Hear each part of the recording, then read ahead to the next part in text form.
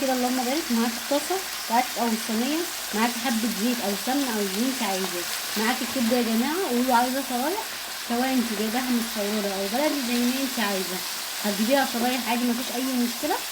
تمام كده، وانت تقطعيها ايه الحته اللي انت عايزاها. لكن بقى سيبك من ان هي عصافير، لا انا ما بحبهاش كده بصراحه، عشان تعرفي وانت بتاكلي ان هي ايه، تستمتعي الحاجه اللي انت بتاكليها. تمام كده. بصي بقى كده، غير بقى اللي انت فاتحه مشروع بقى بتبيعي الكلام ده كله، هتقطعيها صغير الكلام ده كله عشان المكسب. لكن لو انت مثلا دلوقتي كده او بتطلعي اوردرات، هتطلعي مثلا حاجه زي ايه، زي انت، انا بحبها حاجه زي كده جدا. معايا بقى هنا، معايا طماطم وفلفل، معايا طماطم وفلفل، معايا ليا اساسي طماطم وفلفل وبصل، واقلب بقى كده يا جماعه. طبعا الطماطم والكلام ده كله مش هتبان، طبعا كل الفلفل ده هيروح يا جماعه. تمام كده، حطيت التوابل، حبه الكزبره، حبه الكمون زي ما انت عايزه، اللي هي يا جماعه هتديكوا طعم هي اهي، اللي هي يا جماعه.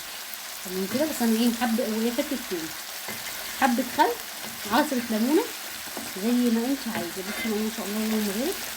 صينيه الكبده عامله ازاي، بتبقى صينيه في منتهى الجمال، اذا كان بلدي اذا كان متصوره، الكلام ده كله اللي هي هتفرق معاكي يا جماعه. تمام. معايا بقى ايه اهم حاجه والتكه ايه المهمه، معايا هنا كيسين من الطحينه. تمام، معايا كيسين من الطحينه يا جماعه. تمام، هفضي بقى يا جماعه. تمام كده، شكه الطحينه دي هتفرق معاكي كتير، شكه المستردة هتفرق معاكي كتير. تمام كده، بتفتح معاكي ايه البتاع. بصي بقى كده وقلبي. طبعا انا هفضي بقيه اكياس الطحينه بس ده بعد ما اخلص، بس انا ايه حبيت اوريكي كذا مره انا عملتها بالطحينه قدامكم. طبعا شكل الطحينه دي بتفرق معاكي كتير يا جماعه، بتفرق معاكي